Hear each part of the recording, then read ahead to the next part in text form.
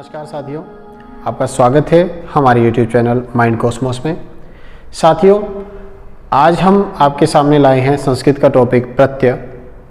Topic शुरू करने से पहले यदि आप हमारे चैनल पर नए हैं तो प्लीज़ चैनल को सब्सक्राइब कर लीजिए ताकि आने वाली वीडियोस का नोटिफिकेशन आप तक सबसे पहले पहुंचे। चलिए शुरू करते हैं। प्रत्यय। प्रत्यय वो शब्दांश है जो क्रियापद के पीछे जुड़कर उसके अर्थ को बदलने की चेष्टा करते हैं। हम मुख्य रूप से आज जो पढ़ेंगे, 3 प्रत्यय पढ़ेंगे। कत्वा प्रत्यय, तुमुन प्रत्यय और ल्यप प्रत्यय। ये जो तीनों प्रत्यय हैं ये हमारे पास कक्षा 6 से 10 तक सभी परीक्षाओं में आते हैं।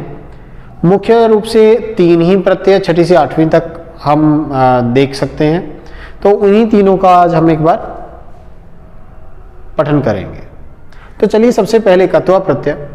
कत्वा प्रत्यय किसी धातु के साथ जुड़कर उसके अर्थ में कर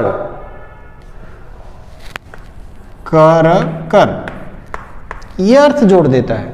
जैसे पठ के साथ जुड़ा, पठ का अर्थ होता है पढ़ना, पढ़ना के साथ जुड़ा तो पढ़कर। ठीक है, तो पढ़कर जब कत्वा प्रत्यय किसी धातु में जुड़ता है, मान लीजिए पठ धातु में जुड़ा, तो पठ में जब कत्वा जुड़ेगा तो इसमें बदलाव क्या होगा, ये बन जाएगा पठित्वा। क्या बनेगा? पठित्वा। पठ प्लस कत्वा पठित्वा।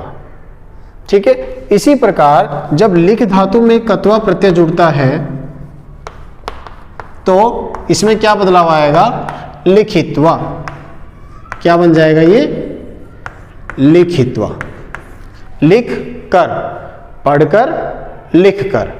इसी प्रकार जब चल धातु होगी, चल धातु में कत्वा प्रत्यय प्रयोग होगा तो ये बनेगा चलित्वा। क्या बनेगा? चलित्वा। चल कर। इसी प्रकार खाकर, खादित्वा, पीकर, पीत्वा। तो इस प्रकार हमारा जो कत्वा प्रत्यय है वह हम अभ्यास करेंगे।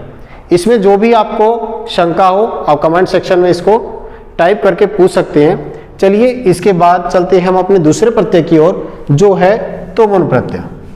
कत्वा प्रत्यय का आपको एक चीज ध्यान रखनी है कि ये कर, इसके अर्थ में कर जुड़ जाता है। इसी प्रकार चलिए अब दूसरा प्रत्यय हमारा तुमुन, जिसका अर्थ होता है के लिए। कहीं कहीं इसके अर्थ में को भी जोड़ा जाता है, पढ़ने को, चलने को, या पढ़ने के लिए, चलने के लिए। तो तुमुन प्रत्यय में सिर्फ तुम शेष रहता है। जिस प्रकार कत्वा प्रत्यय में सिर्फ त्वा शेष रहता है, इसी प्रकार तुमुन प्रत्यय में तुम शेष रहता है। जैसे धातु ही पठ, पठ में जब हम तुमुन को जोड़ेंगे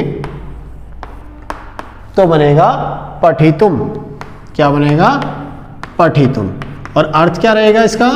अर्थ रहेगा पढ़ने के लिए। क्या अर्थ रहेगा? पढ़ने के लिए। इसी प्रकार जब हम खाद धातु में तुमुन प्रत्यय जोड़ेंगे तो बनेगा खाने के लिए। चलितुम, चलने के लिए। धावितुम, दौड़ने के लिए।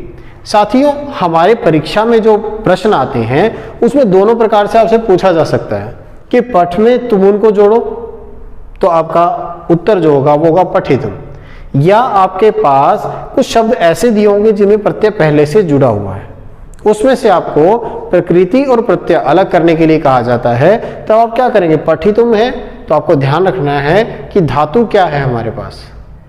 पठी तो धातु नहीं होती, पठ धातु होती है। तो पठ धातु है और तुम बचता है तुमुन का शेष, तो पठ धातु तुमुन प्रत्यय। पठित्वा है तो पठ धातु कत्वा प्रत्यय। वहां पर बिल्कुल भी आपको परेशान होने की आवश्यकता नहीं है, कोई जल्दबाजी करने की आवश्यकता नहीं है। आपको सामान्य रूप से एक बार उसको पढ़ना है, समझना है। आपको बस ये देखना है कि पीछे तुम बचा है, त्वा बचा है, या ल्यप का यह बचा। जैसे ही आप थोड़ा सा अभ्यास करोगे आप शब्द को देखते ही बता देंगे कि इसमें प्रत्यय कौन सा है। चलिए, यह हुआ हमारा तुमुन प्रत्यय। अलग अलग धातु रूपों के साथ, क्रियापदों के साथ आप इसका अभ्यास कर सकते हैं। तीसरे प्रत्यय की ओर बढ़ते हैं। हमारा तीसरा प्रत्यय है ल्यप प्रत्यय। ल्यप प्रत्यय भी कर अर्थ देता है, वही कत्वा वाला। जो कत्वा का अर्थ कर जुड़ता है वही ल्यप में जुड़ता है। सिर्फ ल्यप में एक विशेषता ये है कि ल्यप केवल वहीं पर प्रयोग किया जा सकता है जहां क्रियापद में पहले से उपसर्ग जुड़ा हुआ हो। उपसर्ग जुड़ा हुआ हो, उपसर्ग क्या होते हैं? जो किसी क्रियापद के पहले जुड़ते हैं, और प्रत्यय क्या होते हैं? जो बाद में जुड़ते हैं। ठीक है, तो उपसर्ग जुड़ा हुआ हो, जैसे कि वी उपसर्ग अगर जुड़ा हुआ है लिख धातु के साथ, ठीक है, तो यहां कत्वा का प्रयोग नहीं हो सकता, यहां पर ल्यप का प्रयोग होगा। तो जब इसमें ल्यप जुड़ेगा तो ल्यप प्रत्यय में से सिर्फ य शेष बचता है। क्या बचता है? य। तो बनेगा वी लिख्य। ठीक है, देखिए यहां पर ख आधा है, हलंत लगा हुआ है तो आधा ही आएगा, विलिख्य।